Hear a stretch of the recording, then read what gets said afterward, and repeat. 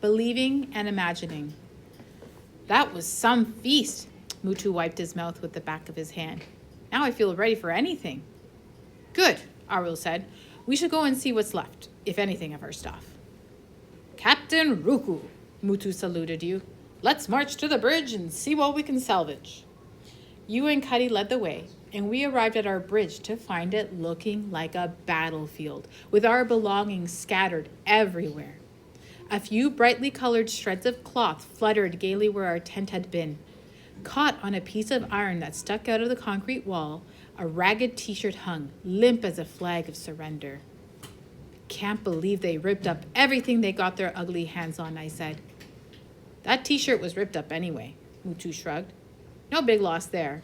And they didn't tear up everything. Look, our tarps are here. But you were not consoled. Tears welled in your eyes. No, no, no! Cuddy rubbed himself against your legs, and you crouched down and hugged him. I slumped by the bridge wall, right next to you. All gone. You stroked a frayed knot of the rope that had once held our roof together. That's not true. Mutu bent to pick up a tiny bead that glittered near his foot. See this?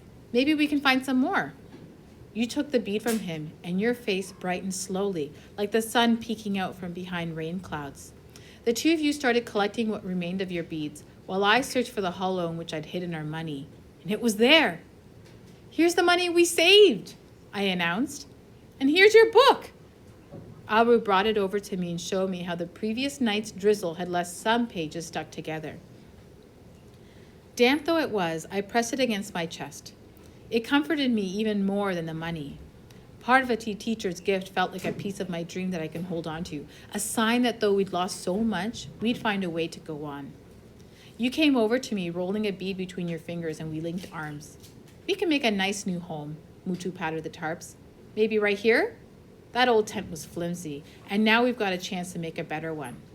No, I said. What if the men come back? Yes, the graveyard is safer, Arul said. No one will look for us there. But it'll never be home, Mutu said. This wasn't either, Arul said. Of course it was, Mutu said. So what if it didn't have a fine roof or walls? It's the best place I ever lived in, except for Ruku and Aka's palace. That palace is imaginary, Arul said. You've never lived there. None of us has. Our palace is a home inside my head, Mutu insisted, and those men can't wreck it, ever. Yes, I said, we will always have our palace. I went over to him and put an arm around his shoulders. And I promise we'll fix up a home at the graveyard too. With my toes, I scuffed at the crumbling concrete wall of the bridge. I thought of the money we'd spent trying to make our tent cozy. Ruined though the bridge was, there was something magical about living above the shining river. Even on that bleak day, it felt more like home than the dingy apartment where we'd stayed with our parents. I hate leaving too, Mutu, I said, but we have no choice, and we have to find work soon. Our money won't last long. Ruku has hardly any bees left, and we can't risk returning to the Himalayas. It's too close to the waste-smart man's place. We don't have to go to the Himalayas, Arul said. Haven't you noticed there are junk heaps everywhere? Plenty of other places we can work. And other waste-smart men. That's right, Akka. Don't worry. Mutu inhaled noisily.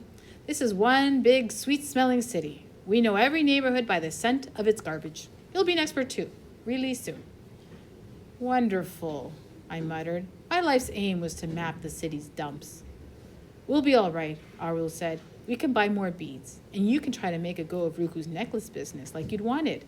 After all, it's thanks to you and her that we've still got any money left. Yes, I said, glad that Arul had finally agreed we needed to do more with your bead business.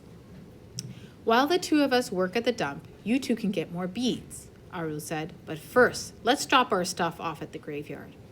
As we walked away, you and Mutu started playing a game, tossing a bit of concrete into the air like a ball and trying to catch it again before it fell.